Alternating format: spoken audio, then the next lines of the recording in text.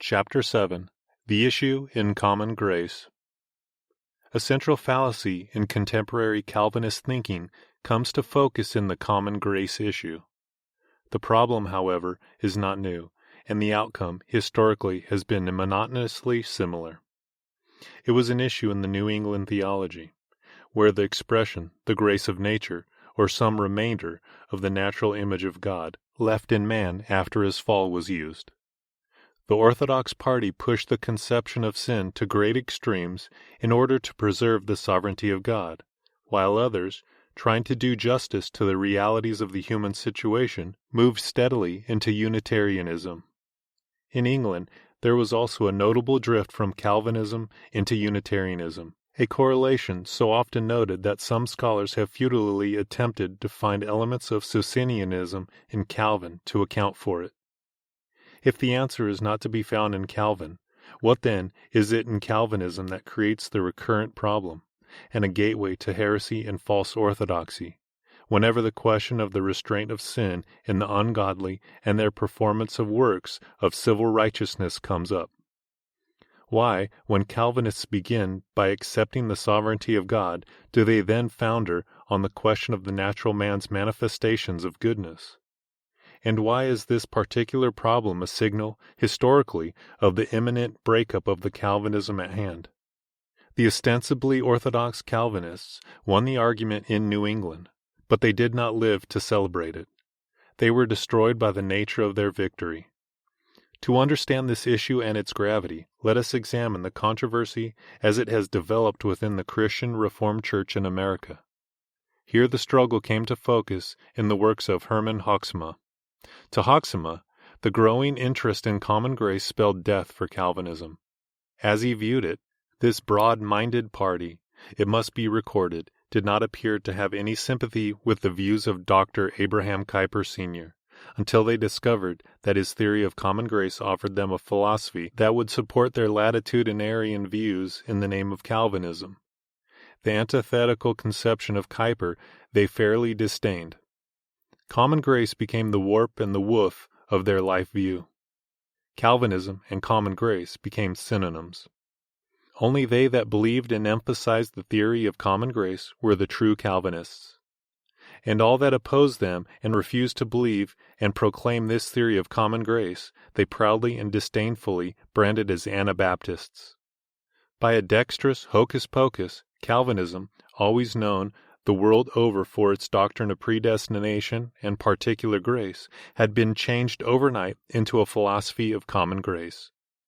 Those who made this discovery and propagated this conception of Calvinism were, generally speaking, the men of religion and culture, which was the name of a magazine they published, and in which propaganda was made for the broader views. Hoeksema thus clearly believed that the Reformed faith was at stake, and only by a denial of common grace and any so-called civic righteousness on the part of the natural man could that faith be maintained.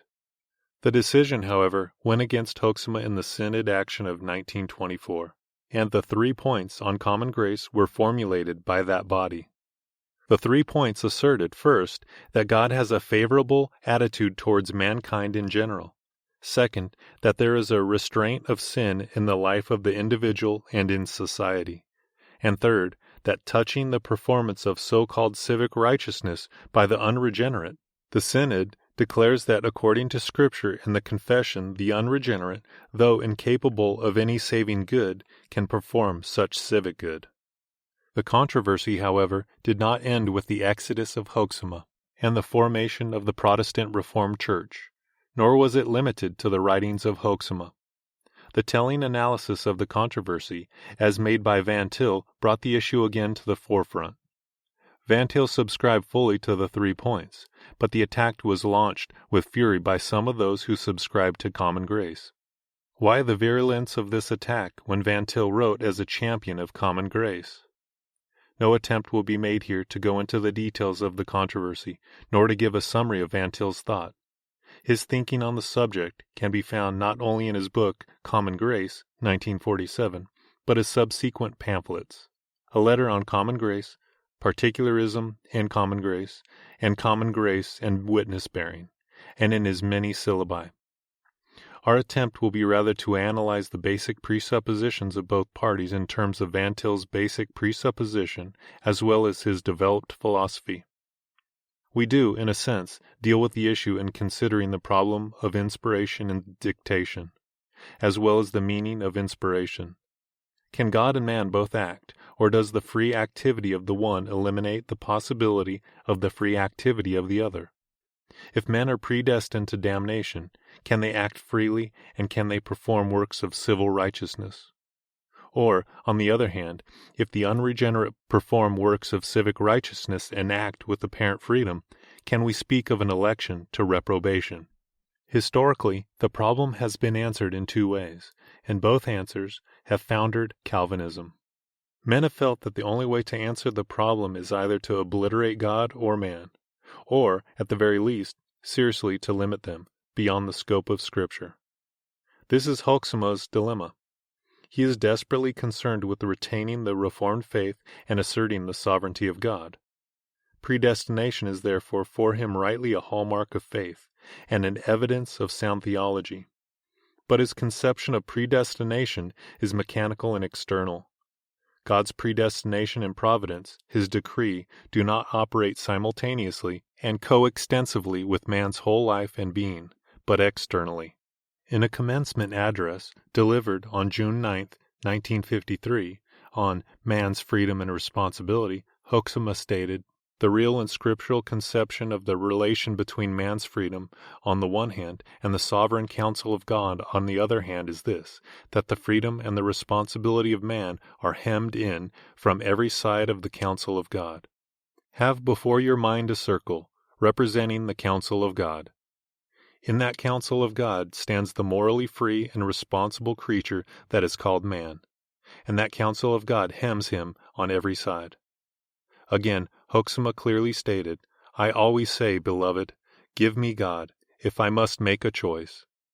If I must make a choice to lose God or man, give me God. Let me lose man. It's all right to me, no danger there. Give me God. That's Reformed, and that's especially Protestant Reformed." Noble as this may sound, it is clearly unsound and unscriptural, definitely not Reformed. Scripture does full justice to God and to man. It never loses man nor eliminates him. Hoeksema's stand, far from being a defense of the faith, is once again its death knell. Only biblical thought can survive, and only biblical thought is realistic. Here we see clearly the recurring problem of defective Calvinism. It believes that God alone can act freely. For man to act freely is to limit God. Because it has no understanding of the analogical nature of man's thinking and activity, nor of the nature of the divine decree, it insists on thinking univocally, and all thinking, human and divine, and all activity is conceived of as creative. Thus man is made a rival to God in a very real sense, and a life and death struggle ensues, in which one must obliterate the other. In Scripture, man's ethical rebellion and attempt to be as God does not constitute an actual metaphysical rivalry, nor does it constitute an active rivalry with God, but falls within his decree and providence. However limited the scope and argument of either party, the logic inherent in either position leads to the obliteration of God or man. Thus, to argue with Hoeksema on the one hand, or with Dane and Masselink on the other, in terms of their ideas, is to be involved in their folly. One must challenge their presuppositions. This Van Til does. He calls attention, in answering Masselink, to the confusion between the metaphysical and ethical aspects of man's being and the metaphysical and ethical approaches to the common grace question. He challenges the false bifurcation between human activity and divine activity as two watertight compartments, and points out clearly that all created activity is revelational of God. Without thus making all created reality revelational of God, the ethical reaction of man would take place in a vacuum. If man could press one button on the radio of his experience and not hear the voice of God, then he would always press that button and not the others. But man cannot even press the button on his own self-consciousness without hearing the requirements of God. The answer is not found in any attempt to obliterate or limit either God or man, but in biblical realism, which recognizes the creative activity of God and presupposes the divine decree as the ground for man's every activity, including his spontaneity and freedom. On any other basis, man and God are made rivals as ultimates and placed in a metaphysical conflict. As Van Til puts it, either presuppose God and live, or presuppose yourself as ultimate and die. That is the alternative with which the Christian must challenge his fellow man. This constitutes the one proof of God, the proof which argues that unless this God, the God of the Bible, the ultimate being, the creator, the controller of the universe, be presupposed as the foundation of human experience, this experience operates in a void. This one proof is absolutely convincing. With this approach, Van Til has done justice to biblical thinking, has upheld God's sovereignty and the integrity of human experience, and has established common grace within the context of the divine decree. But this latter is precisely his offense. Common grace has again become an instrument whereby man can enter a heretical toe into the Calvinist door.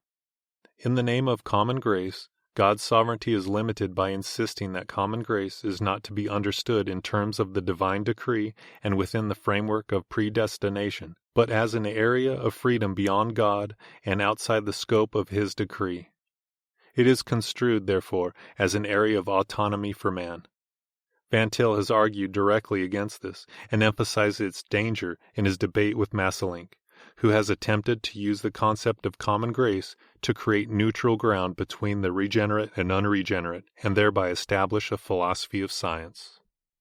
I argued that on the basis of such an apologetics as old Princeton furnished us, we were still on an essentially Romanist rather than on a Reformed basis. For it is of the essence of Romanism to argue with the non-believer on the ground of a supposedly neutral position. No Reformed person could espouse such a position and then honestly claim that his position was uniquely Calvinistic and as such calculated to save science. In this context, I contended that a doctrine of common grace that is constructed so as to appeal once more to a neutral territory between believers and non-believers is, precisely like old Princeton apologetics, in line with the Romanist type of natural theology. Why should we then pretend to have anything unique? And why then should we pretend to have a sound basis for science? Nothing short of the Calvinistic doctrine of the all-controlling providence of God and the indelibly revelational character of every fact of the created universe can furnish a true foundation for science. And how can we pretend to be able to make good use of the results of the scientific efforts of non-Christian scientists if, standing on an essentially Romanist basis, we cannot even make good use of our own efforts? Why live in a dream world, deceiving ourselves and making false pretenses before the world? The non-Christian view of science, A, presupposes the autonomy of man, B, presupposes the non-created character, i.e., the chance-controlled character of facts, and C, presupposes that laws rest not in God but somewhere in the universe. Now, if we develop a doctrine of common grace in line with the teachings of Hepp with respect to the general testimony of the Spirit, then we are incorporating into our scientific edifice the very forces of destruction against which that testimony is bound to go forth. The concept of neutral ground assumes an area of creation which is outside the government of God and can be interpreted without Him and apart from Him. For the consistently Christian thinker, there can be no possibility apart from God, who is not surrounded by, but is the source of possibility. Whenever and wherever an area of possibility apart from God is posited, and an area of brute factuality and chance, and this area accordingly made the area of common grace and common ground between man and man, then the doctrine of creation is set aside, and common grace is ultimately equated with common divinity and common being. Not all proponents of common grace on such grounds are aware of the final implications of their position. Many are earnestly convinced that it is the Reformed faith they defend, but such, nonetheless, is the meaning of their stand. Calvin, as Van Til points out, distinguished between proximate and ultimate causes. Historical causes have genuine meaning just because of God's ultimate plan. God reaches down into the self-consciousness of each individual. To those who believe that human and divine activity are both creative and that they cannot be simultaneous and coextensive, it is impossible to speak satisfactorily without either surrendering the sovereignty of God or the reality of secondary causes such as the integrity of man's will. Their logic requires a surrender of either God or man. Let us, rather than try to meet the objector's desires for supposed consistency in logic, not deny the fact of God's revelation of his general favor to mankind or the fact of God's wrath resting upon the elect. To meet the objector and satisfy him, we should have to deny the meaning of all history and of all secondary causes. We should need to wipe out the difference between God and man. To the objector, it is contradictory to say that God controls whatsoever comes to pass, and also say that human choices have significance. Any attempt to limit the particularism of God's grace and decree, and to establish possibility outside of God by saying that men can be saved or lost apart from God, says far more than the objector is willing to say. Either God is God, or he is not God. Either he governs all things, or else, like unregenerate man, he struggles in an alien universe, seeking to impose his will on a hostile area of possibility. As Van Til summarizes it, on the basis, God himself is involved in the realm of possibility. How then can he even make salvation possible for any one man, let alone making it possible for all men? If God is not the source of possibility, then he cannot make salvation possible for men. And if he is the source of possibility, then he is the source because he is in control of all actuality. We have seen that behind the common grace controversy lies the false alternative, either God or man. Hoeksema's answer was, if I must make a choice to lose God or man, give me God. Let me lose man. The Synod of 1924 made such a choice impossible by its decision. Its decision, however, while wise, is only an elementary formulation. Even as the Apostles' Creed was an early statement of faith and fully valid, yet not definitive enough to eliminate heretical opinions on the nature of Christ, so are the 3 points of 1924, valid but far from complete. The creeds of Nicaea and Chalcedon were necessary to give more specifically the Orthodox Christology. They did not constitute a criticism of the Apostles' Creed, but were a development of the Orthodox faith. In like manner, the 3 points are to be regarded as only the beginning, but a valid beginning, of the definition of common grace. Such a development is resented by those who are unwilling to think, even as in the early church many felt that Paul unnecessarily complicated the simple faith. Peter, in commenting on the fact that these unstable men distorted Paul's writings, aptly commented that they did the same also with the rest of Scripture. The 3 points, then, are the beginning. As such, they have wisely eliminated, as the controversy which precipitated their formulation required, those who with Hoeksema said, let me lose man. Even as the supposedly orthodox party in New England, by turning total depravity into absolute depravity, and by denying common grace decided to lose man, so the current champions of a wooden and unbiblical orthodoxy are ready to drop man. On the other hand, however, the 3 points do not deal with the other party, those who are ready to say, as against Hoeksema, if I must make a choice to lose God or man, give me man. Let me lose God. The offense of Van Til's common grace was that, although affirming the decision against Hoeksema, he went further and pointed out that a biblical doctrine of common grace means also the exclusion of those who choose man to the limitation of God. On this ground, the heat and passion manifested against Van Til becomes understandable. By reviving the common grace question and extending its scope, he eliminated the hiding place of a group whose discrepancy with the faith had not yet been dealt with. Dane, in the name of Calvinism, objects to God's eternal decree as the point of departure, and the ontological trinity as the basic principle of interpretation.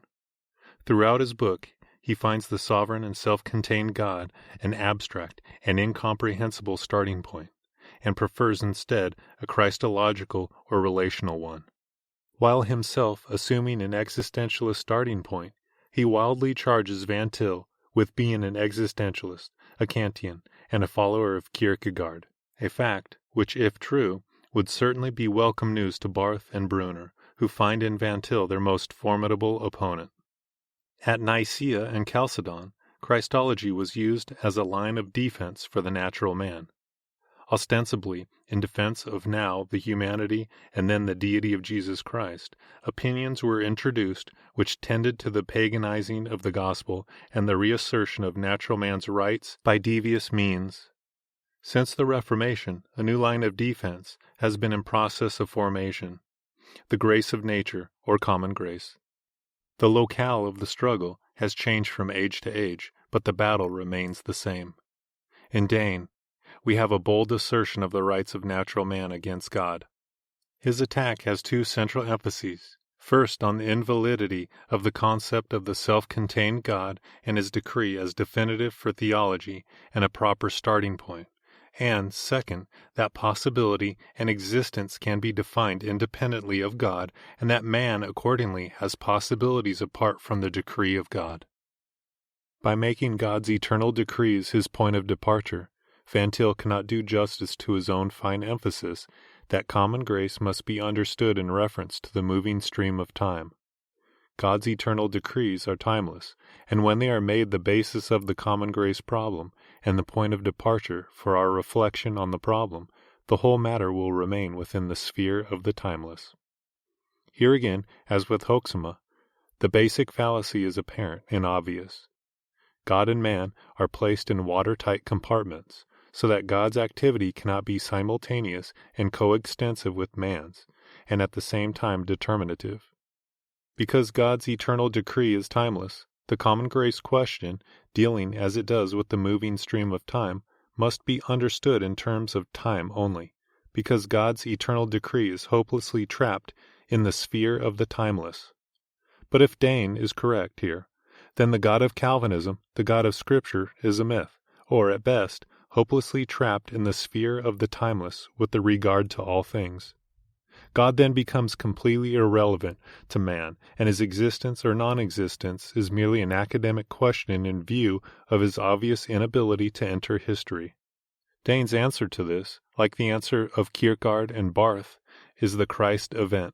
For the ontological Trinity, the self-contained, sovereign, and absolute God beyond history, it substitutes a Christ who comes, not out of the ontological Trinity and the divine decree, but as an assertion of possibility against a background of brute factuality. This existentialist God is not the God of Scripture, nor the God of the Confessions. But Dane tries to show a need for such a theology by declaring that a God who makes an eternal decree and is the source of all possibility is automatically one who is limited to the timeless because he makes time impossible. Therefore, for Dane, man must have a real and metaphysical independence from God in order to have any valid freedom. The divine decree and real obedience or disobedience are irreconcilable. The divine decree and human freedom are not to be both maintained. Possibility must be defined independently of God. How clearly he asserts this to be seen throughout his book, so much so that he can consider the atonement itself, not in terms of the divine decree, but in terms of possibility apart from God.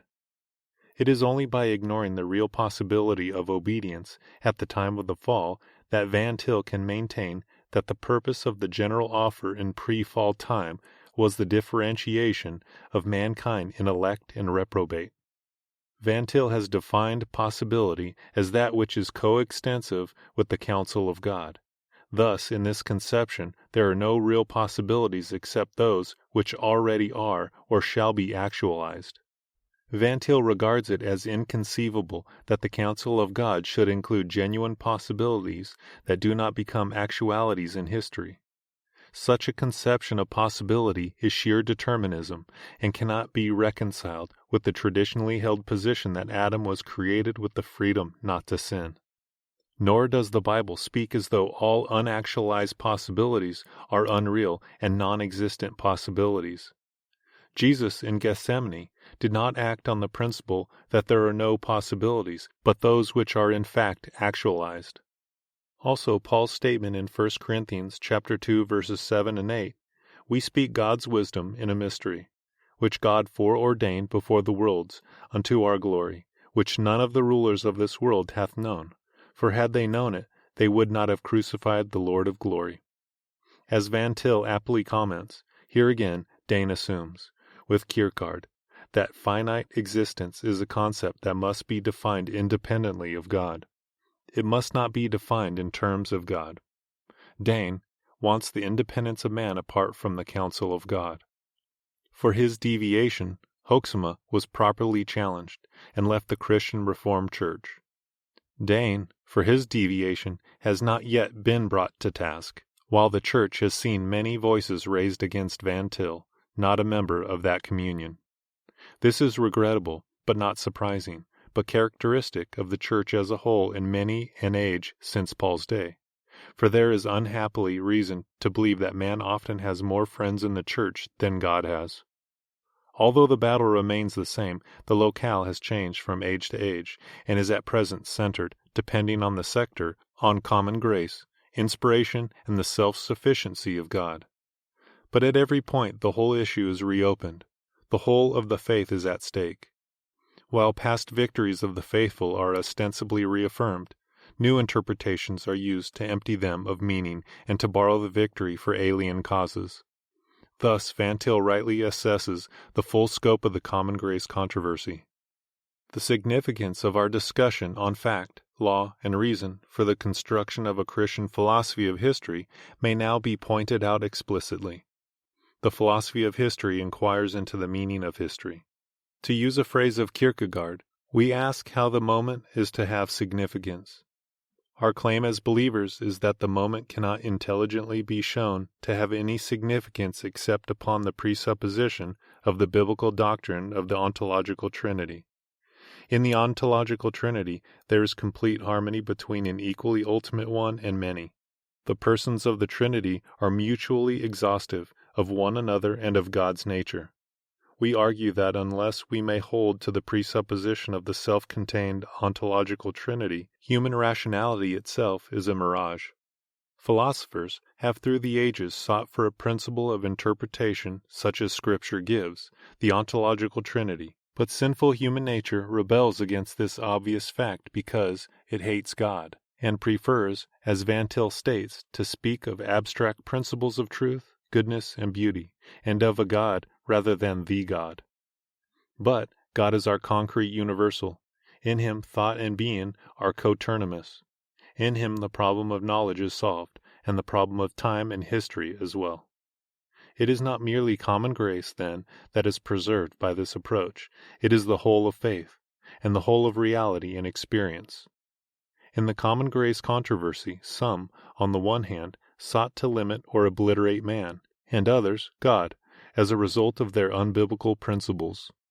But in every deviation from biblical thinking, no matter how well intentioned, there is a limitation or obliteration of some aspect of experience and reality.